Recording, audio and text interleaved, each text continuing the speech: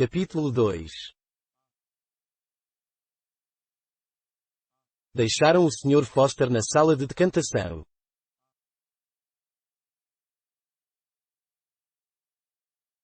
O D, I, C e seus alunos entraram no elevador mais próximo e foram levados ao quinto andar.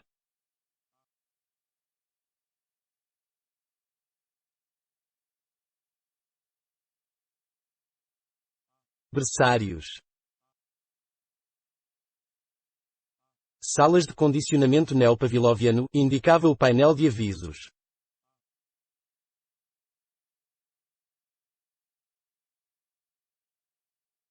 O diretor abriu uma porta. Entraram numa vasta peça nua, muito clara e ensolarada, pois toda a parede do lado sul era constituída por uma única janela.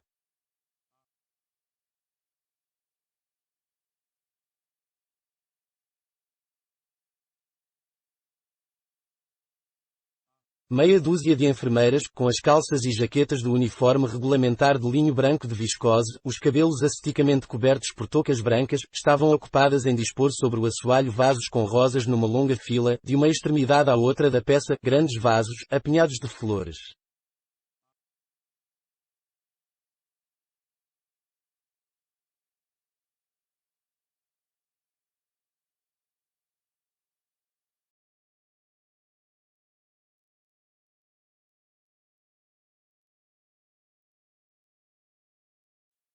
Milhares de pétalas, amplamente desabrochadas e de uma sedosa maciez, semelhantes às faces de inumeráveis pequenos querubins, mas querubins que, naquela claridade, não eram exclusivamente róseos e arianos, mas também luminosamente chineses, também mexicanos, também apopléticos de tanto soprarem as trombetas celestes, também pálidos como a morte, pálidos da brancura póstuma do mármore.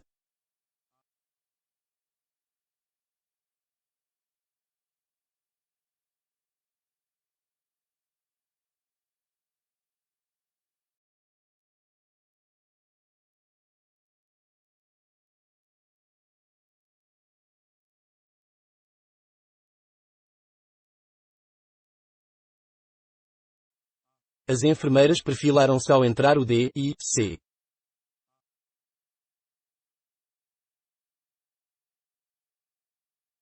Coloquem os livros, disse ele, secamente.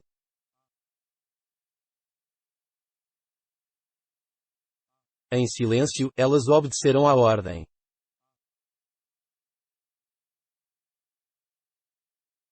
Entre os vasos de rosas, os livros foram devidamente dispostos, uma fileira de livros infantis, cada um aberto, de modo convidativo, em alguma gravura agradavelmente colorida, de animal, peixe ou pássaro.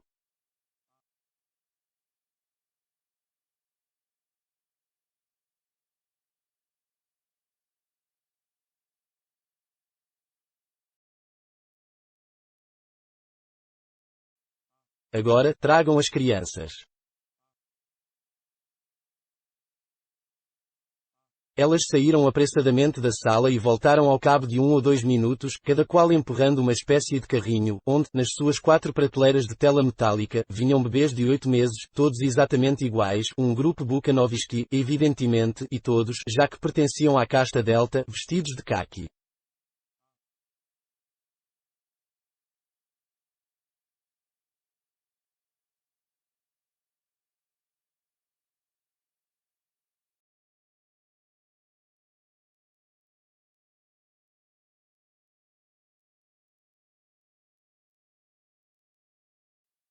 Ponham as crianças no chão.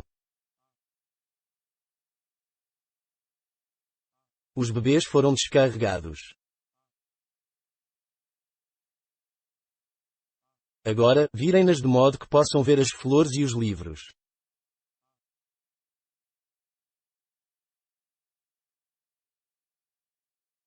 Virados, os bebês calaram-se imediatamente, depois começaram a engatinhar na direção daquelas massas de cores brilhantes, daquelas formas tão alegres e tão vivas nas páginas brancas.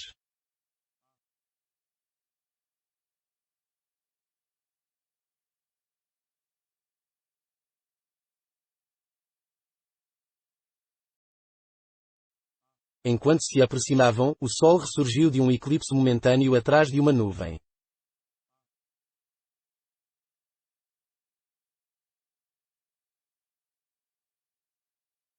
As rosas fugiram como sob o efeito de uma súbita paixão interna, uma energia nova e profunda pareceu espalhar-se sobre as páginas reluzentes dos livros.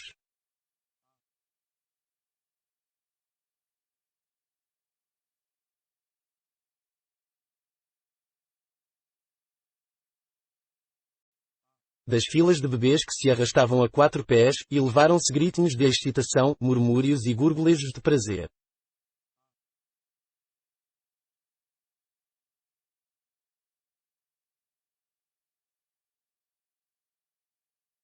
O diretor esfregou as mãos. Excelente, comentou, até parece que foi feito de encomenda.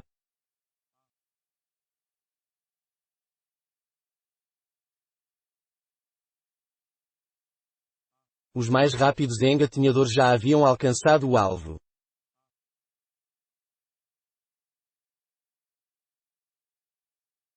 Pequeninas mãos se estenderam incertas, pegaram, espetalando as rosas transfiguradas, amarrotando as páginas iluminadas dos livros.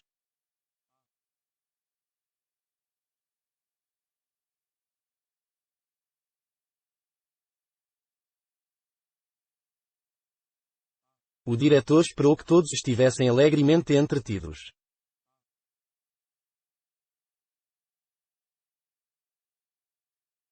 Depois disse, observem bem. E, levantando a mão, deu o sinal.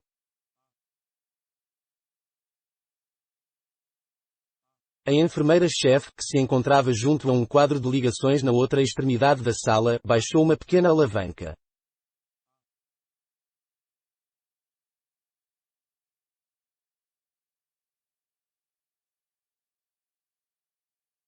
Houve uma explosão violenta.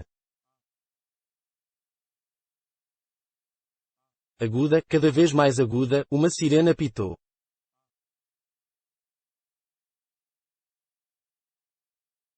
Campainhas de alarme tilintaram, enlouquecedoras.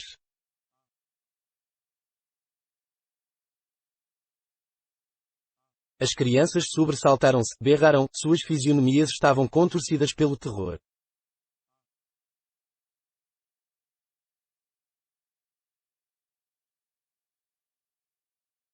E agora, gritou o D.I.C., pois o barulho era ensurdecedor, agora vamos gravar mais profundamente a lição por meio de um ligeiro choque elétrico.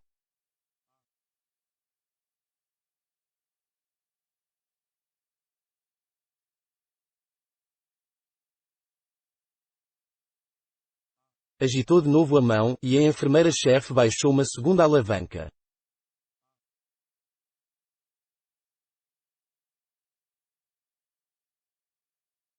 Os gritos das crianças mudaram subitamente de tom.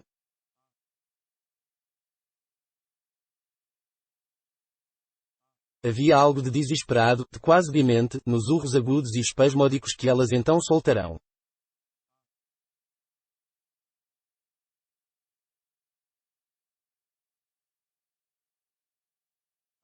Seus pequenos corpos contraíam-se e retesavam-se, seus membros agitavam-se em movimentos convulsivos, como puxados por fios invisíveis.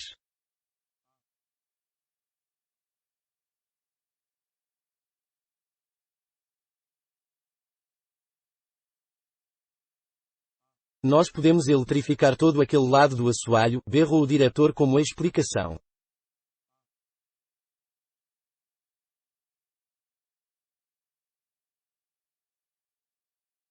Mas isso basta, continuou, fazendo um sinal à enfermeira.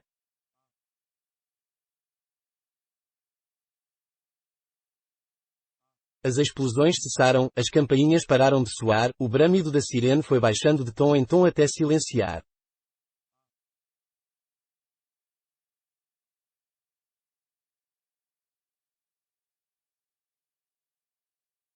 Os corpos rigidamente contraídos distenderam-se, o que antes fora o soluço e o gânido de pequenos candidatos à loucura expandiu-se novamente no berreiro normal do terror comum.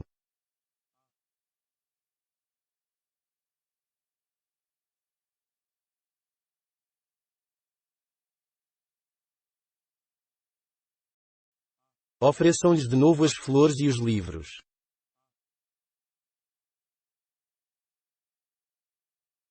As enfermeiras obedeceram, mas à aproximação das rosas, à simples vista das imagens alegremente coloridas do gatinho, do galo que faz cocorocó e do carneiro que faz bé, bé, as crianças recuaram horrorizadas, seus berros recrudesceram subitamente.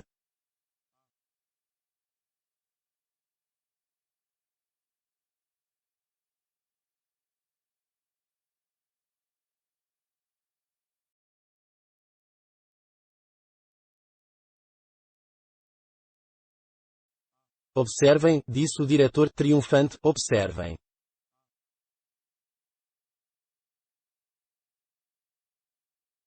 Os livros e o barulho intenso, as flores e os choques elétricos, já na mente infantil essas parelhas estavam ligadas de forma comprometedora e, ao cabo de 200 repetições da mesma lição, ou de outra parecida, estariam casadas indissoluvelmente.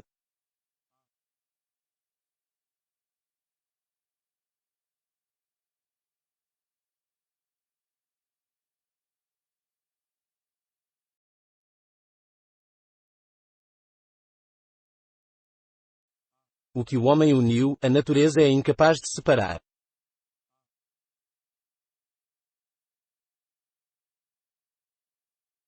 Elas crescerão com o que os psicólogos chamavam um ódio instintivo aos livros e às flores.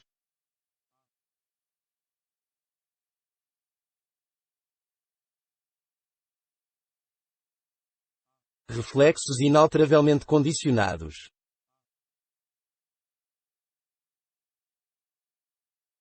Ficarão protegidas contra os livros e a botânica por toda a vida.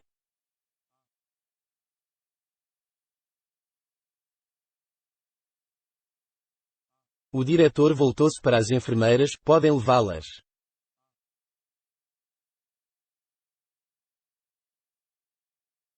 Sempre gritando, os bebês de caqui foram colocados nos seus carrinhos e levados para fora da sala, deixando atrás de si um cheiro de leite azedo e um agradabilíssimo silêncio.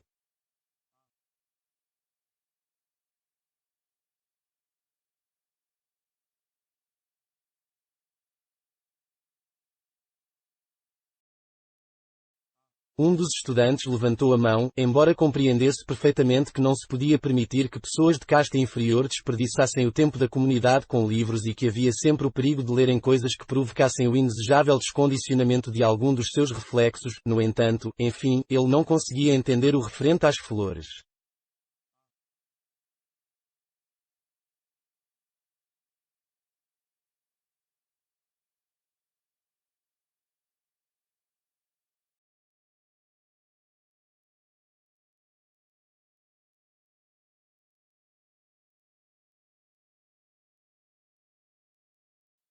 Por que dar-se ao trabalho de tornar psicologicamente impossível aos deltas o amor às flores?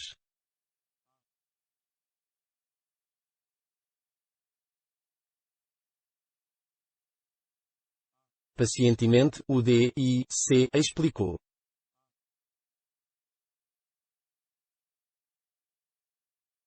Se procedia de modo que as crianças se pusessem a berrar à vista de uma rosa, era por considerações de alta política e económica.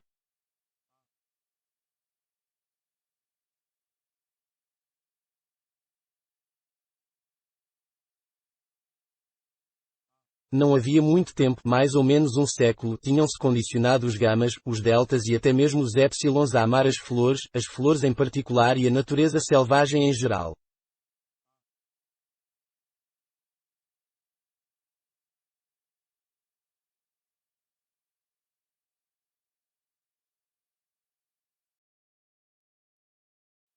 O fim visado era despertar neles o desejo de irem ao campo sempre que se apresentasse a ocasião, obrigando-os assim a utilizar os meios de transportes.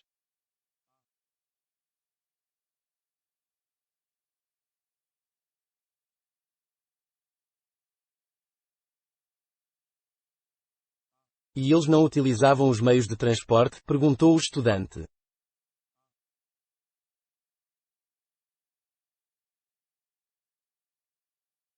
Sim, e muito, respondeu o D.I.C., mas nada mais.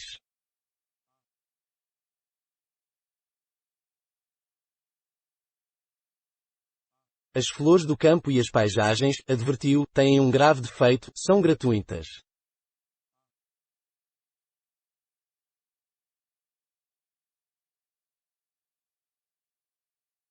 O amor à natureza não estimula a atividade de nenhuma fábrica.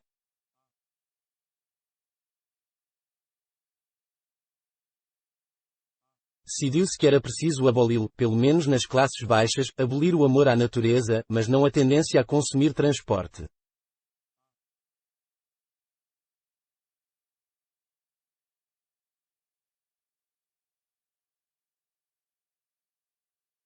Pois era essencial, evidentemente, que continuassem a ir ao campo, mesmo tendo-lhe horror.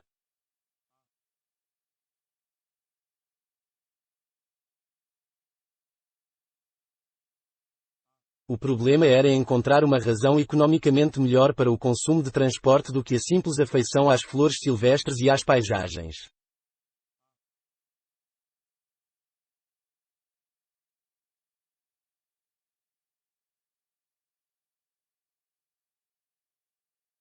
Ela fora devidamente descoberta.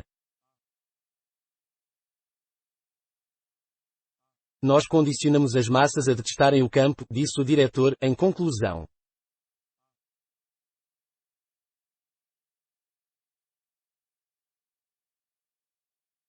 Mas, simultaneamente, as condicionamos a adorarem todos os esportes ao ar livre.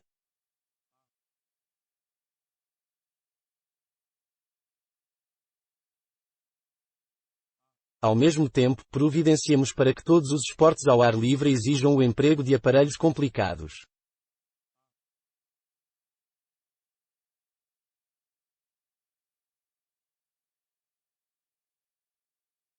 De modo que elas consomem artigos manufaturados, assim como transporte.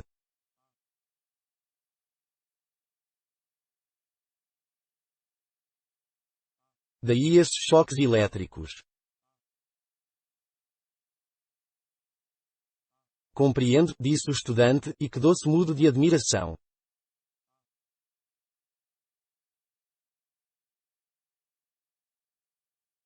Houve um silêncio, depois, pigarreando para clarear a voz, era uma vez, começou o diretor, quando nosso Ford ainda estava neste mundo, um rapazinho chamado Reuben Rabinovich.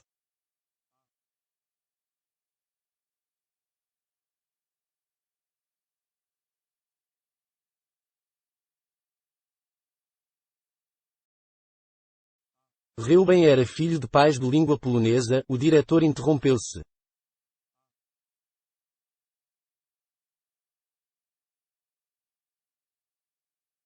Suponho que sabem o que é o polonês, não?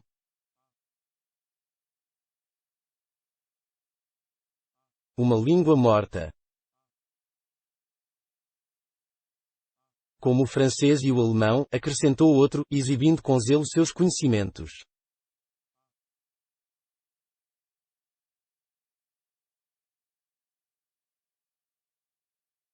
E pais? Perguntou o D.I.C.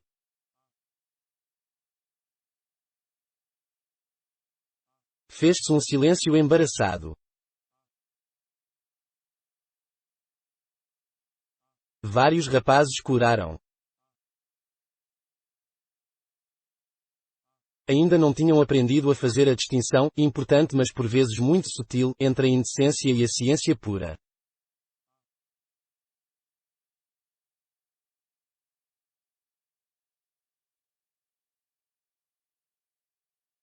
Um deles, por fim, teve a coragem de levantar a mão.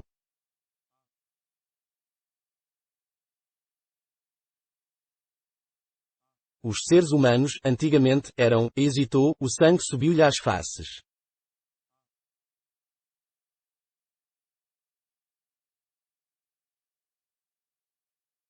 Enfim, eram vivíparos. E quando os bebês eram decantados? Nasciam, corrigiu ele. Bom, então, eram os pais, isto é, não os bebês, está claro, os outros.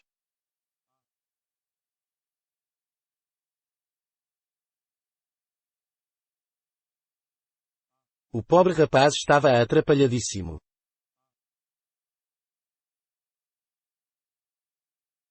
Em uma palavra, resumiu o diretor, os pais eram o pai e a mãe.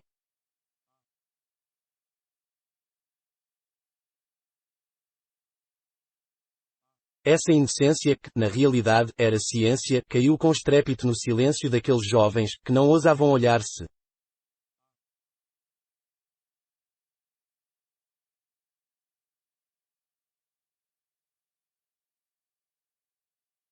A mãe, repetiu ele em voz alta, para fazer penetrar bem fundo a ciência, e, inclinando-se para trás da cadeira, disse gravemente, são fatos desagradáveis, eu sei.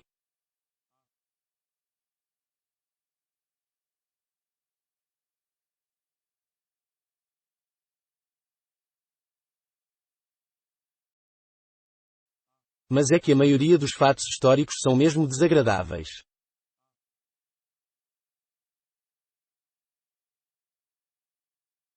Voltou ao caso do pequeno Reuben em cujo quarto, certa noite, por descuido, seu pai e sua mãe, tinham deixado ligado o aparelho de rádio.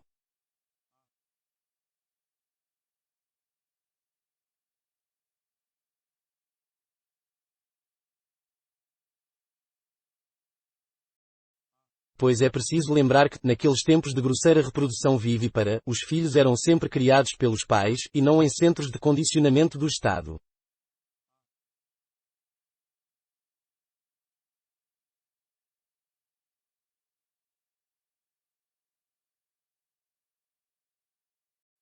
Enquanto a criança dormia, o aparelho começou, de repente, a captar um programa transmitido de Londres, e na manhã seguinte, para espanto de seu, e de sua, os mais arrojados entre os rapazes arriscaram-se a trocar um sorriso, o pequeno Reuben levantou-se repetindo, palavra por palavra, uma longa palestra desse curioso escritor antigo, um dos poucos cujas obras se permitiu chegassem até nós, George Bernard Shaw, que, segundo a tradição bem autenticada, falara sobre seu próprio gênio.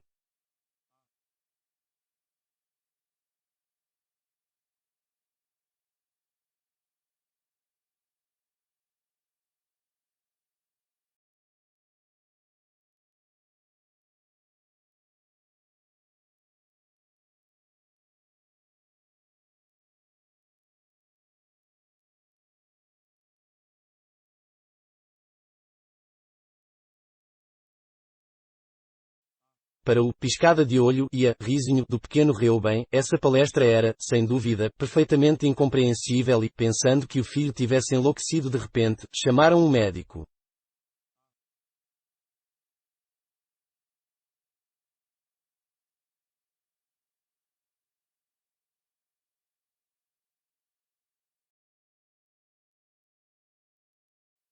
Por sorte, este compreendia o inglês, reconheceu a palestra como sendo a que Shaw havia transmitido pelo rádio, percebeu a importância do que acontecera e escreveu a respeito uma carta à imprensa médica.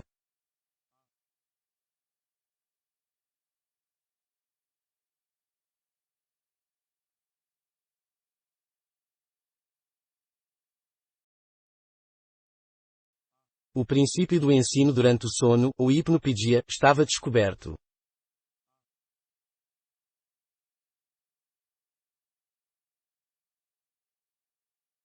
O D.I.C. fez uma pausa impressiva.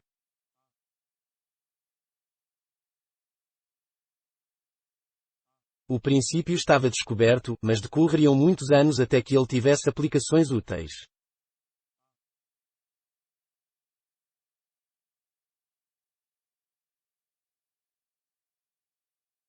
O caso do pequeno Reuben ocorreu apenas 23 anos depois do lançamento do primeiro modelo T de nosso Ford.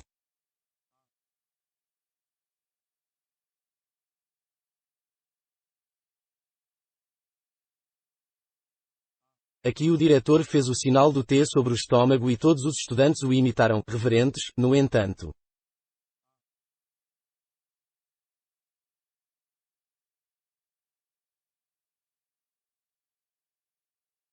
Com frenesi, os estudantes rabiscaram.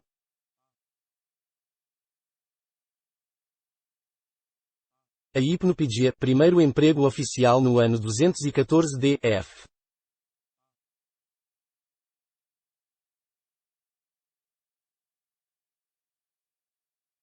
Porque não antes, duas razões,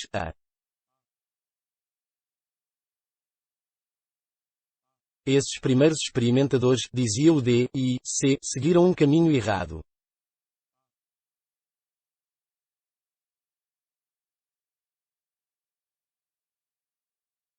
Acreditavam que se podia fazer da hipnopedia um instrumento de educação intelectual.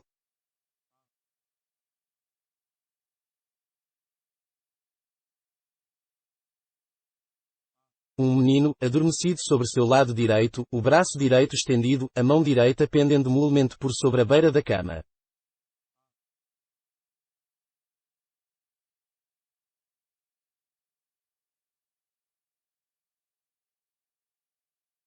Através de uma abertura redonda e gradeada na parede de uma caixa, uma voz fala baixinho.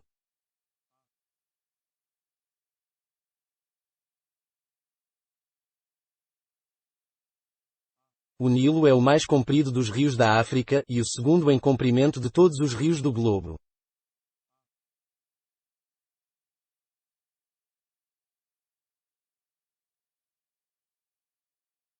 Conquanto não atinja o comprimento do Mississippi-Missouri, o Nilo está em primeiro lugar entre todos os rios quanto ao comprimento da bacia, que se estende por 35 graus de latitude.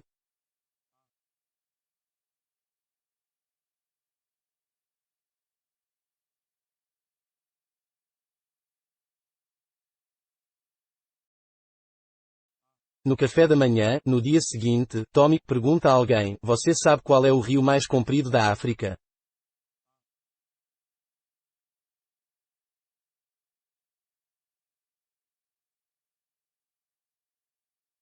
Sinal negativo com a cabeça. Mas você não se lembra de uma coisa que começa assim: o Nilo é?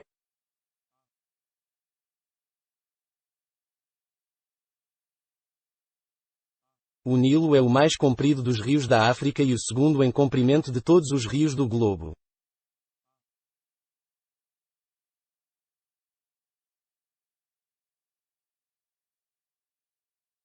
As palavras saem em torrente. Conquanto não atinja. Muito bem, qual é o rio mais comprido da África?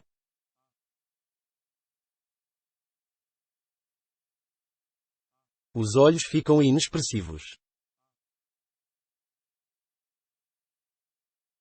Não sei. Mas o Nilo, Tommy. O Nilo é o mais comprido dos rios da África e o segundo.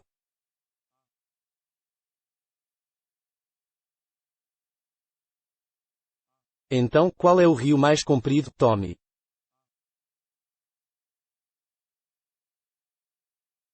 Tommy desata a chorar. Eu não sei, responde entre lágrimas.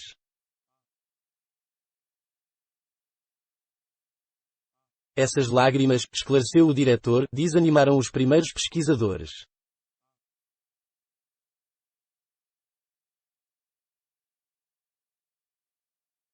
As experiências foram abandonadas. Não se fizeram mais tentativas para ensinar o comprimento do Nilo às crianças durante o sono, muito acertadamente, não se pode aprender uma ciência sem saber do que se trata.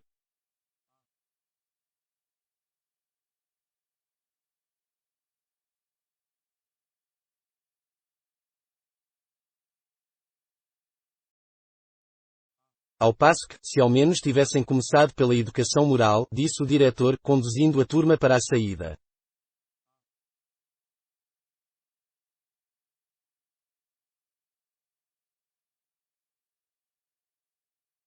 Os estudantes o acompanharam, rabiscando desesperadamente enquanto caminhavam e durante todo o trajeto no elevador.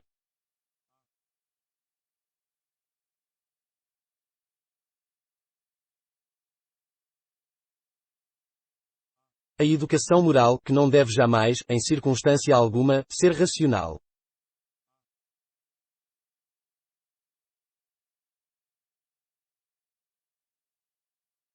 Silêncio, silêncio, murmurou um alto-falante, enquanto saíam do elevador no 14º andar, e, silêncio, silêncio, repetiram incansavelmente, a intervalos regulares, outros alto-falantes ao longo de cada corredor.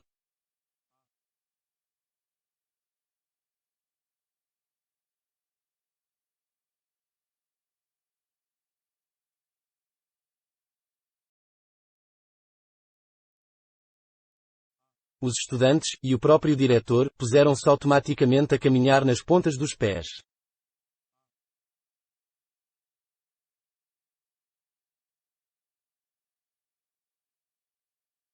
Eles eram alfas, por certo, mas até mesmo os alfas haviam sido bem condicionados.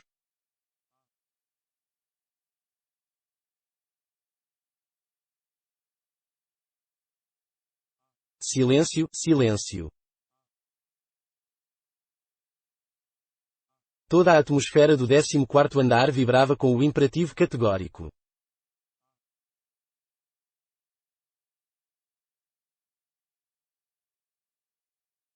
"50 metros de percurso nas pontas dos pés levaram-nos a uma porta que o diretor abriu cautelosamente.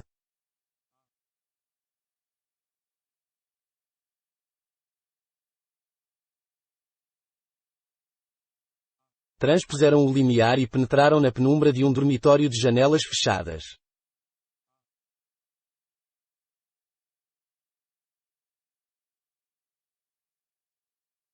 Oitenta pequenos leitos alinhavam-se ao longo da parede.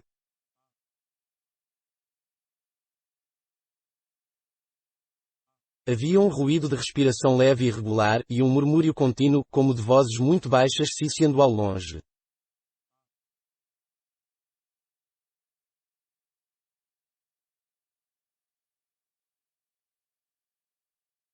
Uma enfermeira levantou-se quando eles entraram e perfilou-se diante do diretor.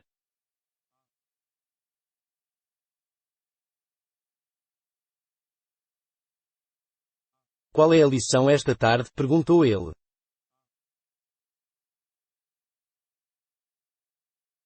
"Nós tivemos sexo elementar durante os primeiros 40 minutos.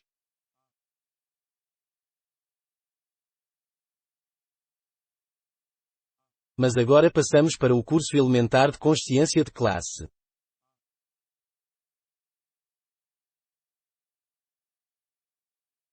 O diretor percorreu lentamente a longa fila de pequenos leitos.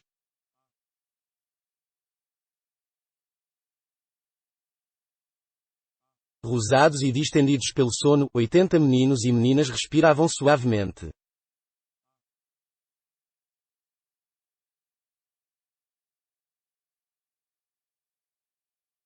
Debaixo de cada travesseiro saía um murmúrio.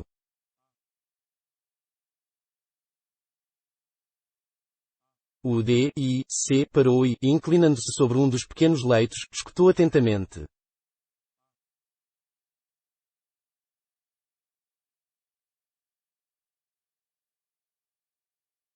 Curso elementar de consciência de classe.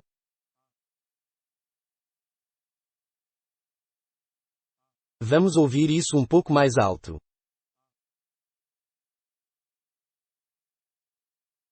Na extremidade da sala, um alto-falante sobressaía da parede.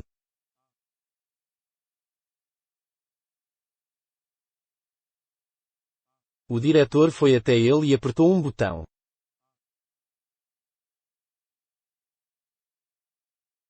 "Se vestem de verde", disse uma voz suave, mas bem nítida, começando no meio de uma frase, "e as crianças deltas se vestem de caqui."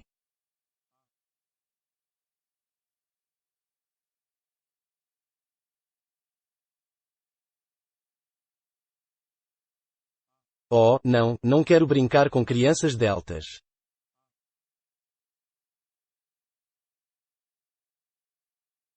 "E os épsilons são ainda piores."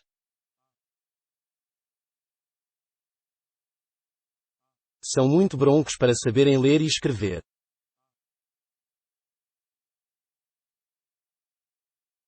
"E além disso se vestem de preto, que é uma cor horrível."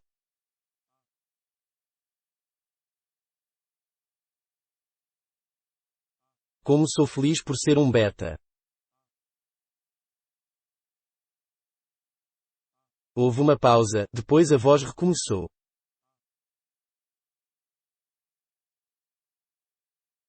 "As crianças alfas vestem roupas cinzentas."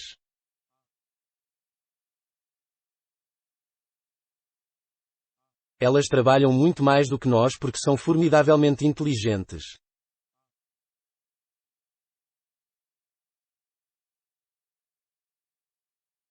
Francamente, estou contentíssimo de ser um beta, porque não trabalho tanto.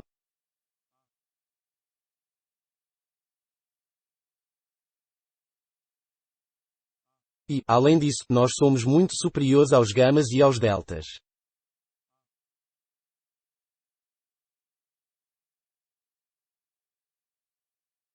Os gamas são broncos.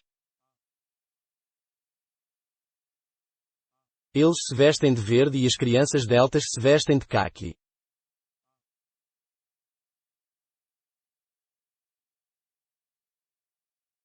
Oh, não, não quero brincar com crianças deltas.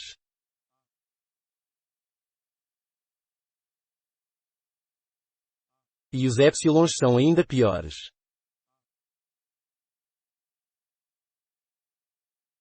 São muito broncos para saberem. O diretor repôs o interruptor na posição primitiva.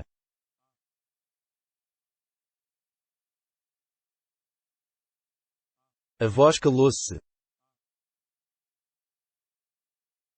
Apenas o seu tenue fantasma continuou a murmurar sob os 80 travesseiros.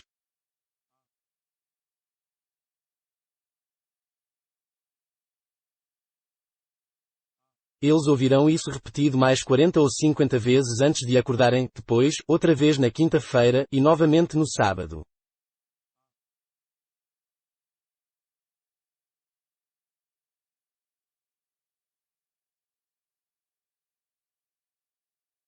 Cento e 120 vezes, 3 vezes por semana, durante 30 meses.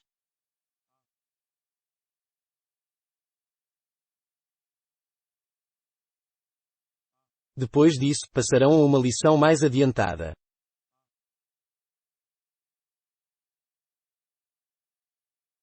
Rosas e choques elétricos, o caqui dos deltas e uma baforada de aça fétida, ligados indissoluvelmente antes que a criança saiba falar.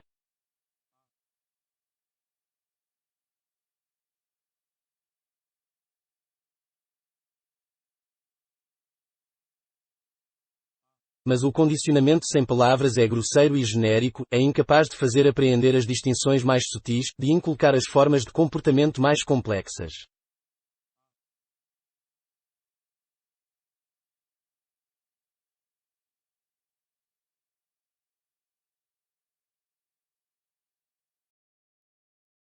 Para isso é preciso palavras, mas palavras sem a explicação racional, em suma, a hipnopídia.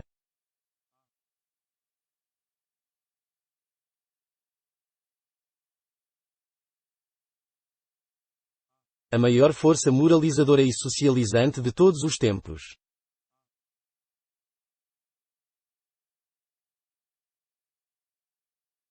Os estudantes anotavam tudo nos seus cadernos.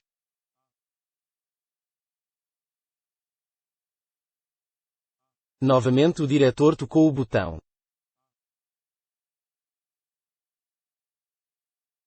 São formidavelmente inteligentes, dizia a voz suave, insinuante, infatigável. Francamente, estou contentíssimo de ser um beta, porque...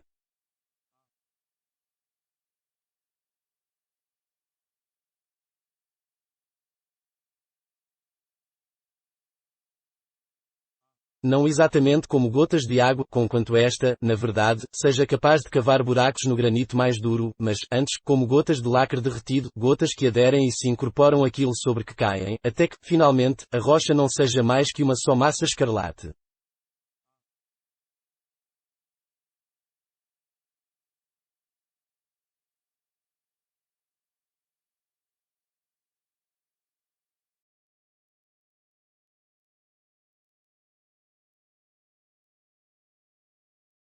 Até que, finalmente, o espírito da criança seja essas coisas sugeridas, e que a soma dessas sugestões seja o espírito da criança.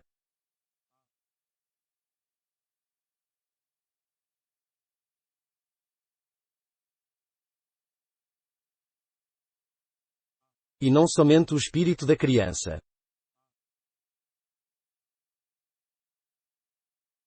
Mas também o adulto, para toda a vida.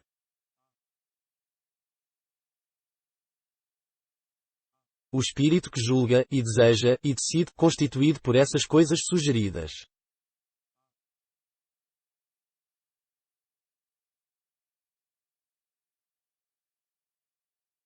Mas todas essas coisas sugeridas são aquelas que nós sugerimos. Nós, o diretor quase gritou, em seu triunfo.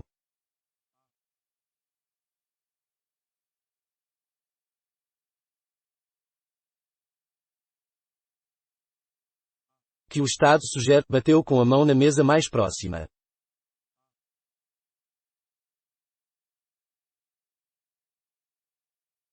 Daí se segue que. Oh, Ford, disse, em outro tom, não é que eu acordei as crianças.